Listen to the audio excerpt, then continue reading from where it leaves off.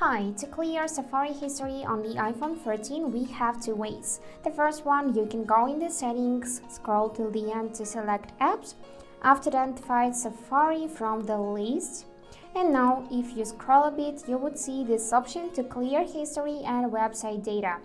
You can tap it here, select time frame. You can also enable to close all tabs and confirm by pressing the red button. Or as for more simple option, you can just open this Safari app.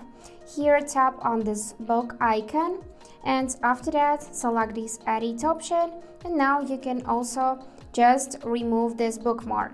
And to clear history, you need to go in this clock icon.